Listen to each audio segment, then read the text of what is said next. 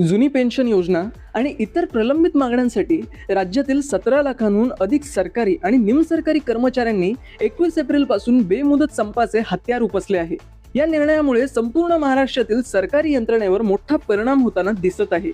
मंत्रालयापासून ते स्थानिक स्वराज्य संस्थांपर्यंत अनेक ठिकाणी शुकशुकाट पाहायला मिळत आहे.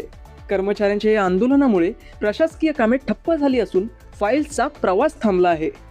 निम्म्याहून अधिक कर्मचारी संपात सामील झाल्याने सरकारी कार्यालयात शुकशुकाट पसरला आहे. या संपाचा सर्वाधिक फटका आरोग्य व्यवस्थेला बसला आहे. विशेषतः मुंबई आणि पुणे यासारख्या शहरातील मोठ्या सरकारी रुग्णालयांमध्ये रुग्णसेवा विस्कळीत झाली आहे. परिचारिका आणि सफाई कर्मचाऱ्यांच्या अनुपस्थितीमुळे शस्त्रक्रिया पुढे ढकलल्या गेल्या असून रुग्णांचे आणि त्यांच्या नातेवाईकांचे हाल होत आहेत. कर्मचाऱ्यांच्या मागण्या स्पष्ट आहेत. जुनी पेन्शन योजना पुन्हा लागू करा. कंत्राटी कर्मचाऱ्यांना सेवेत कायम करा.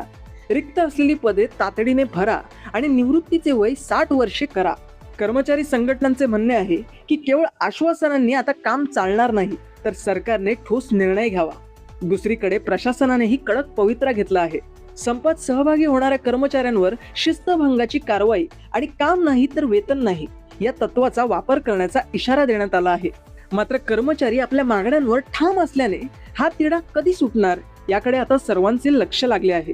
सरकार आणि कर्मचारी यांच्यातील या संघर्षामुळे सामान्य जनता मात्र वाऱ्यावर आहे. आता यावर तोडगा कधी निघतो हे पाहणे महत्त्वाचे ठरेल. मी दीपेश पवार, कुलाबा न्यूज 24.